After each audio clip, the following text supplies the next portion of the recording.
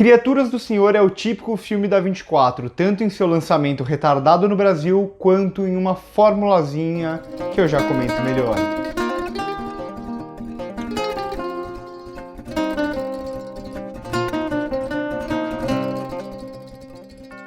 Esse vídeo eu vou começar um pouco diferente, porque eu vi bastante gente comentando sobre o trailer desse filme. Eu geralmente não vejo trailer, mas em cabines às vezes passam trailers de algum filme novo que vai estrear daquela mesma distribuidora no Brasil, por exemplo, e eu acabei vendo o trailer de Criaturas do Senhor. Na época eu fiquei empolgado até, né? Falei, pode sair uma coisa boa daí, filme da 24. Uma pegada meio de thriller, me lembrou já o trailer muito Mare of Easttown. E eu só vou começar falando isso porque, bom, se você for esperando o trailer, você provavelmente vai se decepcionar bastante. Toda essa pegada mais de um thriller, de investigação e esse tipo de coisa quase inexiste aqui no filme. E é basicamente por aí que eu vou começar aqui a falar de Criaturas do Senhor, que é um filme que eu vou falar mais sobre uma tendência de alguns filmes recentes, principalmente os filmes da A24, do que desse filme em si. Porque, apesar de uma temática importante aqui, apesar de duas boas atuações na Emily Watson e no Paul Mescal,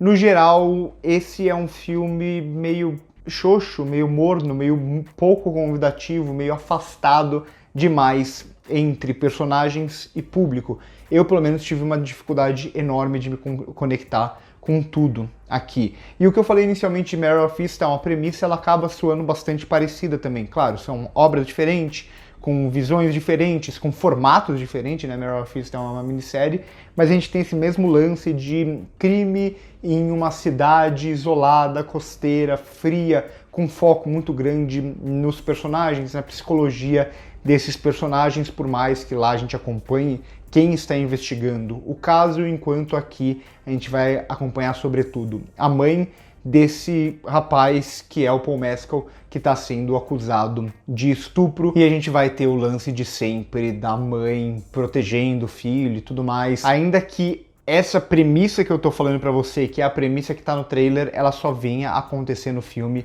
mais da metade do filme, quase 1 hora de filme para chegar nisso. E é aí que a gente entra nessa tendência que acontece bastante recentemente, acontece bastante com alguns filmes da A24. A A24 criou algo que eu já falei aqui no canal várias vezes, criou não, né, mas a partir de filmes da A24 se criou aquela ideia que eu já falei aqui no canal, que é furada, que não faz nenhum sentido, de pós-terror, né? Algo que sempre existiu no cinema, o terror psicológico, o terror dramático, mas que se criou uma teoria de que surgiu um novo jeito de fazer terror, o terror elevado, o pós-terror, que sempre é um termo bastante elitista, dizendo que esses filmes eles são mais do que o terror porque eles têm um foco nos personagens, na psicologia dos personagens, no drama e etc. Só que vai muito além do pós-terror, né? Por mais que o pós-terror não exista, mas eu vou usar o termo aqui para facilitar. Vai muito além do pós-terror e é uma visão que vai se expandir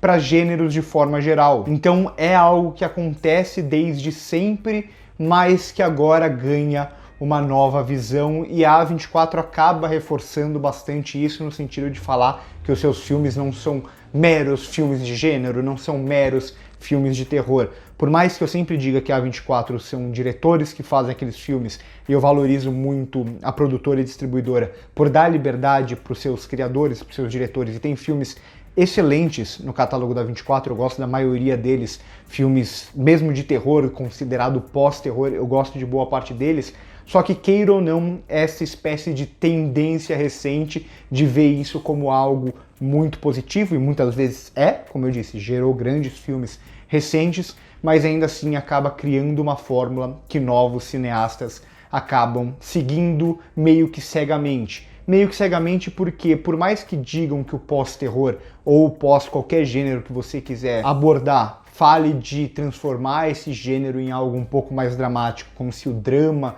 que o drama nem um gênero na verdade, mas como se o drama fosse o elevado da arte, fosse acima do gênero, ainda assim, quando a gente pega um filme como Hereditário, um filme como A Bruxa, filmes que são considerados pós-terror, ou filmes que têm a mesma pegada no passado, como O Bebê de Rosemary, O Iluminado, Onibaba, entre muitos outros, por mais que esses filmes eles tenham uma questão psicológica muito forte dos personagens, ainda assim eles não recusam o gênero. Hereditário é um filme de terror, acima de tudo, e os elementos do cinema de horror estão ali presentes. Eu tô pegando o terror aqui como um exemplo, mas, como eu disse, funciona para todos os gêneros, e tô só fazendo esse comparativo porque Criaturas do Senhor não é um filme de horror, e sim uma espécie de thriller, ou deveria ser um thriller. E aí que é o meu grande ponto. O problema dessa tendência do pós, de você transformar o gênero em algo elevado a partir do momento que você foca dramaticamente nesses personagens, em questões metafóricas ou questões relevantes socialmente e tudo mais, tudo isso pode funcionar muito bem, como eu disse, em filmes como, por exemplo, Hereditário, o próprio Midsommar, que eu gosto bastante, A Bruxa, entre muitos outros. O problema é que alguns jovens cineastas, eles acabam indo cegamente nessa pegada de que o drama por si só, ele sustenta um filme de gênero como algo acima daquele gênero. E isso acontece aqui com Criaturas do Senhor, em que toda a questão do thriller, toda essa pegada de ser algo mais investigativo, um mistério a ser desvendado, esse tipo de coisa, algo de um gênero que é estabelecido há muitas e muitas décadas, isso aqui não é nenhum trampolim, isso daqui é quase inexistente aqui no filme, quase como se o thriller não existisse, ele fosse só uma premissa que nasce tarde no filme. O filme ele tenta se sustentar como um thriller que na verdade é um drama bastante vazio em certo sentido. Mais uma vez, temática relevante aqui, alguns personagens teoricamente interessantes, toda a questão de tentar criar algo metaforicamente, algumas coisas eu até gosto, né, como por exemplo as diretoras aqui filmam as ostras e tudo mais, tentando criar algum tipo de simbolismo, acho que em alguns momentos ainda funciona, mas no geral é um filme que acaba sendo muito vazio por tentar se sustentar só nessas relações dramáticas, ao mesmo tempo que acredita que afastando o espectador dessas personagens, ela vai criar um drama mais potente. E pelo menos pra mim o que acontece é justamente o oposto. A partir do momento que ela afasta a gente de todas as personagens, inclusive da protagonista aqui, fica muito difícil se conectar, tanto com a mãe, quanto com o filho, quanto com a vítima, quanto com qualquer personagem aqui presente. É quase como se a gente estivesse testemunhando algo de muito longe, como se a gente não tivesse nenhum envolvimento com aquilo que a gente está vendo, e ao mesmo tempo a direção parece que não busca esse envolvimento. Então o filme ele não só não funciona como um filme de mistério, não funciona como um filme de suspense ou um thriller acima de tudo, porque ele recusa o thriller em grande medida,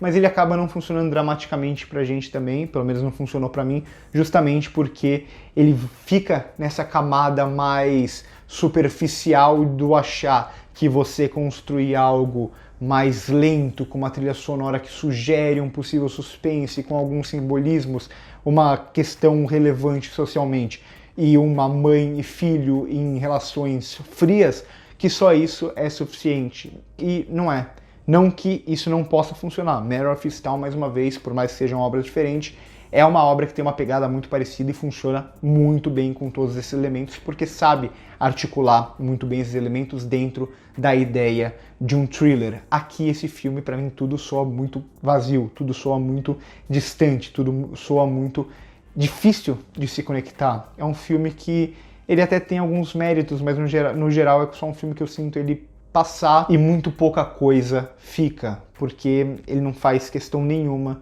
de trazer a gente para perto da obra. Ele prefere afastar a gente como esses personagens estão afastados. Então os personagens deles estão afastados entre si e ao mesmo tempo a direção afasta esses personagens do público também. Eu acho o trailer, por exemplo, que eu vi é muito melhor do que o filme de forma geral, e quem for com a expectativa do trailer provavelmente vai se decepcionar. Por hoje é isso, curte o vídeo se gostou, se inscreve no canal se não é inscrito, comenta aqui embaixo o que vocês acharam, vocês podem ajudar a gente também. A gente vai para Cannes, viagem muito cara agora mês que vem, então se você quiser ajudar a nossa cobertura, a gente a se manter e fazer essa cobertura direto do Festival de Cannes para vocês, vocês podem mandar um Pix pra gente, o link aqui, né, a chave Pix está aqui embaixo na descrição, primeiro comentário fixado nas nossas outras redes sociais. Por hoje é isso e corta.